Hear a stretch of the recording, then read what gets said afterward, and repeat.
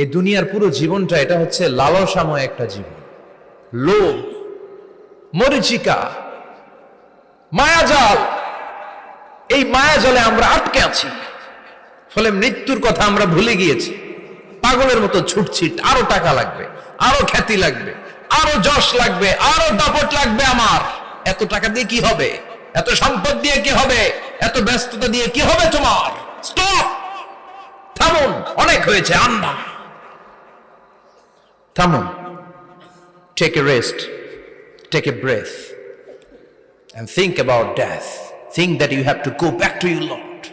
একটু বসেন না, একটু ভাবেন যে আমাকে চলে যেতে হবে, চলে যেতে হবে। এই কোলাহল, এই ব্যস্ততা, এগুলো থাকবে, থাকবো না আমি।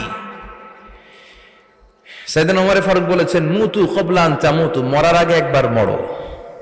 হাসিবু ক্বাবলা আন তুহাসাবু আলাইকুম, তোমার হিসাব নেওয়ার আগে তুমি একবার নিজের হিসাবটা করো না। কাগজ বের করে একটু লিখো না কি কি ভালো কাজ করছিলা, যেগুলো দিয়ে নাজাতের ওসিলা হতে পারে। 1 2 3, আর কি কি আকাম কুকাম করছো দেখো না, লিখে দেখো তোমার অবস্থাটা কি। মরার আগে একবার মরো। মরার আগে খাটের মধ্যে শুয়ে শটান করে চোখ বন্ধ করে একবার মরার ভান করে দেখেন কেমন লাগে। চোখটা বন্ধ করেন আর ভাবেন আপনি নাই, কি কি হতে পারে ভাবেন। আপনার ছেলে মেয়েরা কান্না জুড়ে দিবে, আপনার প্রাণের স্ত্রী বিলাপ শুরু করে দিবে, বন্ধু বান্ধবের চিৎকার আর মাতম, স্থানীয় এলাকার মসজিদে ঘোষণা, অমুক এলাকার নিবাসী অমুক ভাই অমুকের ছেলে অমুক দুনিয়ায় নাই।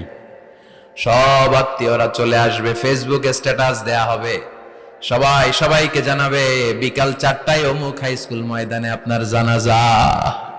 ছুটে আসবে, সবাই ছুটে আসবে আপনাকে শেষ বিদায় দিতে, গুড বাই জানানোর জন্য, আল ওয়াদা, বিদায় জানাতে আসবে সবাই।